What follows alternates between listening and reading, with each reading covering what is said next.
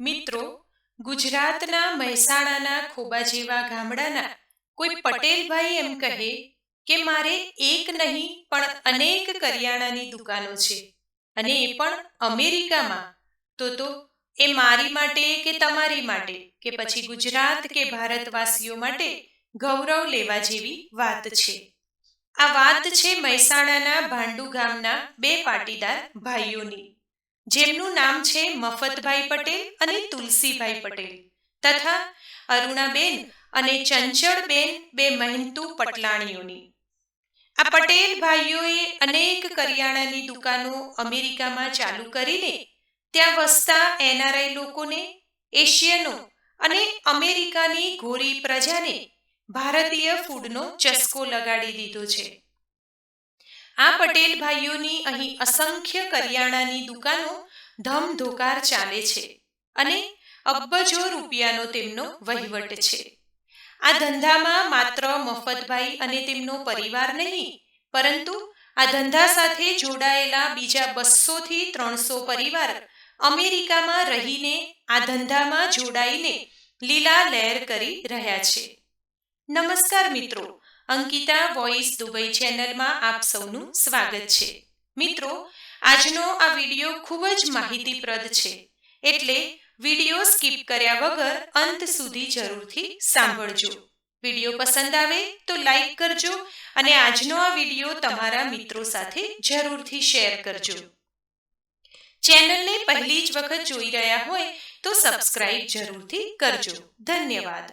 તો ચાલો આજનો આ વિડીયો શરૂ કરીએ. હકીકતમાં આ મફતભાઈ ખેડૂત પુત્ર હતા. અમેરિકાની તો વાત છોડો, પણ મહેસાણા અને પાટણ સિવાય બીજું કશું જોયું નહોતું. પરિવારમાં 6 ભાઈ બહેન હતા અને આ બધામાં મફતભાઈ સૌથી મોટા. મફતભાઈ ભણતા પણ જતા અને પિતાજીના ખેતીના કામમાં મદદ પણ કરતા. 1968માં મફતભાઈએ પાટણની એક કોલેજમાં એન્જિનિયરિંગનો અભ્યાસ કર્યો અને MBAનો કોર્સ પૂરો કરવા માટે અમેરિકા ગયા. ત્યારે તેમની ઉંમર ફક્ત 23 વર્ષની હતી. ડિગ્રી લીધા પછી મફતભાઈએ નોકરી શરૂ કરી. શરૂઆતમાં તો સામાન્ય નોકરી કરી લીધી. એમ કરતા કરતા જે તે કંપનીઓમાં 16 વર્ષ સુધી નોકરી કરી.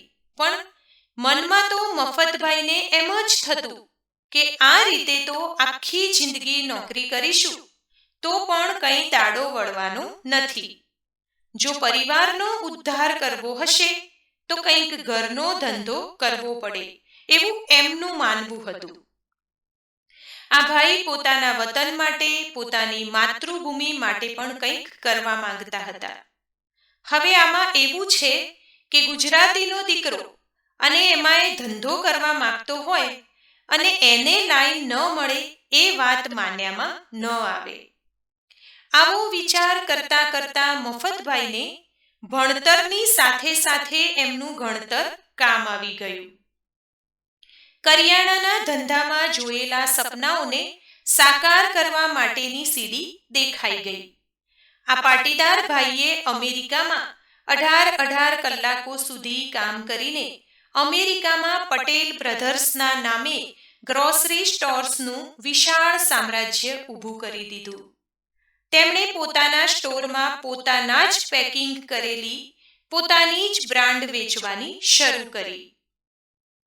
ખેતરોમાં બળદગાડા હાંકનાર આ પાટીદાર ભાઈના પરિવારે તો અમેરિકામાં એર ટૂર્સ નામની ટ્રાવેલ્સ એજન્સી શરૂ કરી દીધી અને એ સિવાય તો કપડાની દુકાન સાહિલ, પટેલ બ્રધર્સ હેન્ડીક્રાફ્ટ્સ, પટેલ કેફે તેમજ મોટેલ્સ એમ અન્ય ધંધાઓ પણ શરૂ કરી દીધા. આ બધા ધંધાઓમાં આ ગુજરાતી ભાઈએ જેટલા પણ ધંધાઓ નુકસાનમાં હતા એ બંધ કરી દીધા અને જે ધંધાઓમાં સૌથી વધારે નફો થતો હતો તેમને આગળ વધાર્યા. પટેલનો દીકરો કોઈ દિવસ ખોટ ખાઈને વેપાર ન કરે. હવે તો આ પાટીદાર ભાઈ અમેરિકામાં માર્કેટિંગના લીડર એવા મફતભાઈ અને ગ્રોસરી સ્ટોરના બાદશાહ એવા મફતભાઈના નામથી ઓળખાવા લાગ્યા. અમેરિકાના બિલ ક્લિન્ટન, બરાક ઓબામા કે પછી આપણા નરેન્દ્રભાઈ મોદી, આ બધાએ મફતભાઈનું સન્માન કર્યું. અમેરિકાના જુદા જુદા શહેરોના મેયરો પણ મફતભાઈના વખાણ કરતા થાકતા નથી. ભારત અને અમેરિકાના ન્યૂઝ ચેનલવાળા કેમેરા લઈને મફતભાઈની આજુબાજુ ફરવા લાગ્યા અને સમાચાર પત્રોવાળા મફતભાઈના લેખ તો સમાચારમાં છાપવા લાગ્યા. હવે તો ત્યાંની ગોરી પ્રજા પણ પટેલ બ્રધર્સના સ્ટોરના વિડીયો બનાવીને યુટ્યુબ પર મૂકવા લાગી. પણ મિત્રો, આ બધું જ આપણે જે સાંભળી રહ્યા છીએ, જે મફતભાઈના વખાણ કરી રહ્યા છીએ, તેમની સફળતાની વાતો કરી રહ્યા છીએ, આ બધું જ કોઈ જાદુ મંતર કે એક જ રાતમાં કશું જ થયું નથી. અજાણ્યા મલકમાં આટલી ઊંચાઈ સુધી પહોંચવા માટે આ બંને ભાઈઓએ અને આ બંને પટલાણીઓએ લોહી અને પાણી એક કરીને કાળી મજૂરી કરી હતી. અહીં સુધી પહોંચવા માટે મફતભાઈને એક પાલીમાં નોકરી અને એક પાલીમાં ધંધો એમ રાત દિવસ મહેનત કરવી પડી છે. આ દેરાણી જેઠાણીમાંથી એક બહેન ધંધામાં મદદ કરતી અને બીજી બહેને રાત દિવસ ઘરે ઘરના કામ અને બાળકો મોટા કરવા માટે ઉજાગરા કર્યા છે. તુલસીભાઈ ઠેર ઠેર લોકોના ઘરે ઘરે સામાનની ડિલિવરી કરવા માટે જાતે જતા. પટેલ બ્રધર્સના બેકબોન ગણાતા અરુણાબહેનને છોકરાઓને રોતા મૂકીને ઘરેથી દુકાને જવું પડતું હતું. એવું કહી શકાય કે આ બધી જ સફળતા આપણને દેખાઈ રહી છે, ત્યાં સુધી પહોંચવા માટે આ પટેલ પરિવારે લોખંડના ચણા ચાવ્યા છે. કહેવાય છે ને કે આજે ઘી ખાઈએ તો કાલે પહેલવાન બની જવાતું નથી.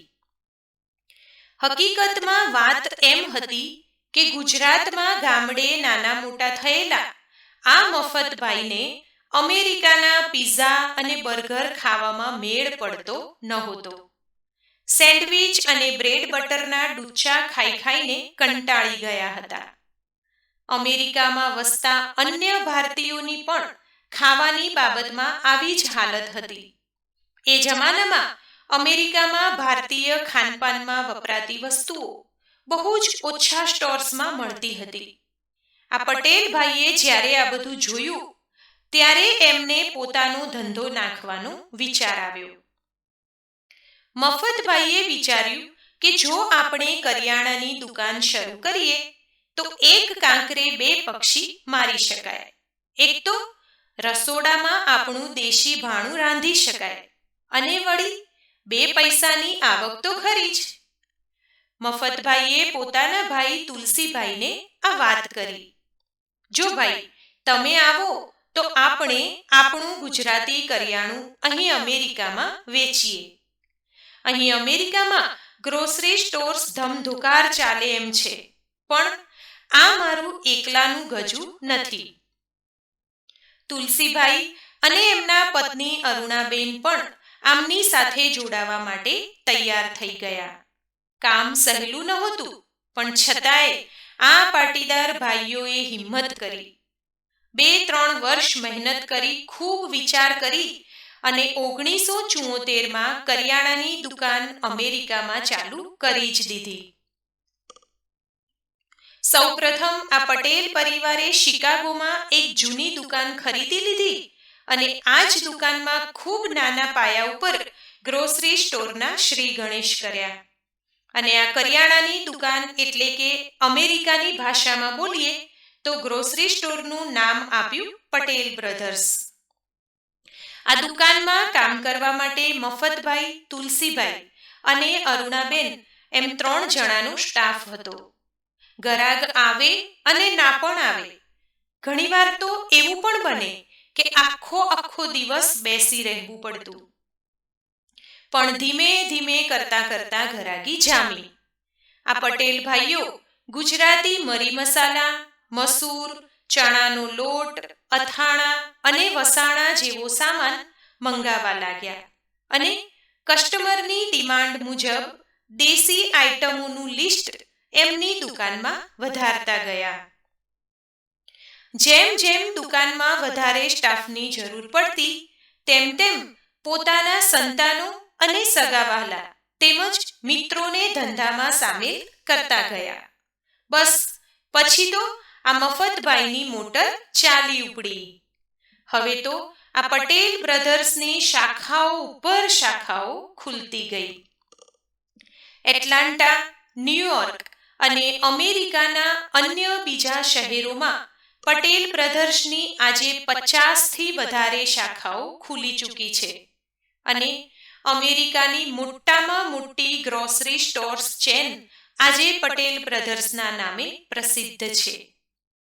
આજની તારીખમાં જોઈએ તો પટેલ બ્રધર્સના નફાના આંકડાઓ બિલિયન્સ અને મિલિયન્સને ઓળંગી ચૂક્યા છે. આ પાટીદારના દીકરાએ અમેરિકાની ધરતી ઉપર પૈસો પેદા કર્યો અને કેટલાય ભારતીય લોકો તેમજ અન્ય લોકો અમેરિકામાં સંતોષનો ઓડકાર ખાતા થઈ ગયા.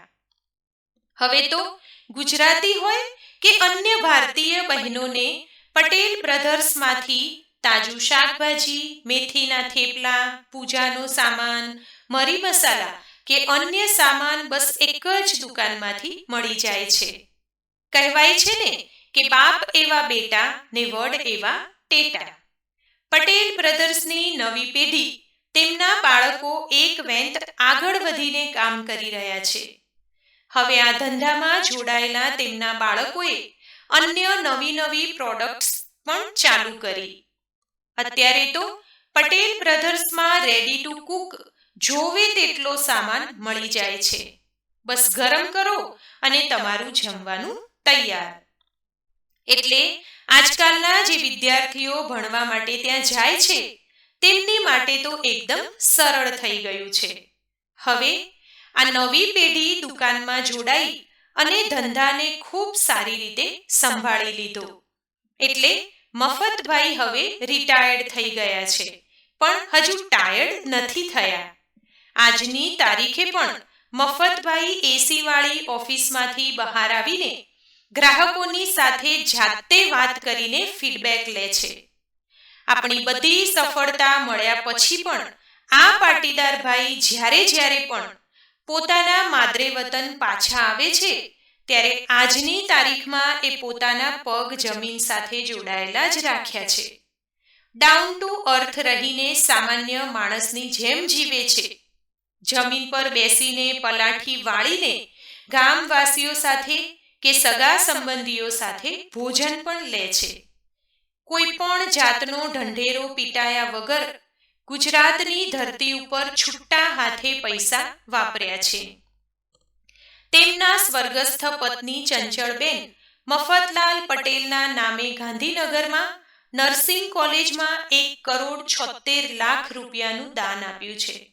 2001માં કચ્છમાં ધરતીકંપે ભયાનક વિનાશ નોતર્યો હતો ત્યારે મફતભાઈએ અમેરિકાથી દોડતા આવીને કચ્છના એક ગામને દત્તક લીધેલું અને 160 ઘરનું નવનિર્માણ કરેલું અને ત્યાં શિકાગો નામની ટાઉનશીપ ઊભી કરી દીધી.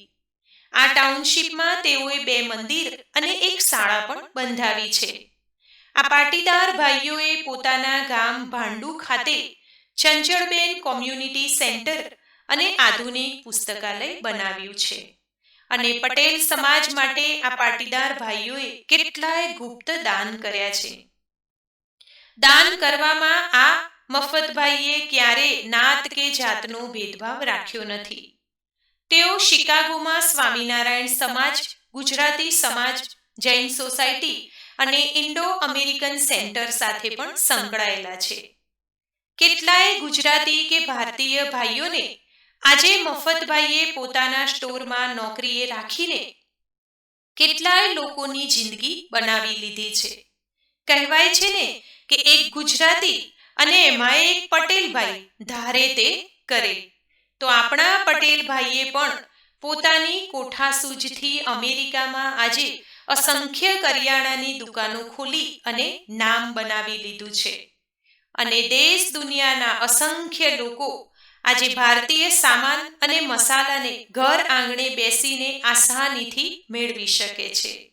તો મિત્રો, હું આશા રાખું કે આજનો આ વિડીયો તમને જરૂરથી પસંદ આવ્યો હશે.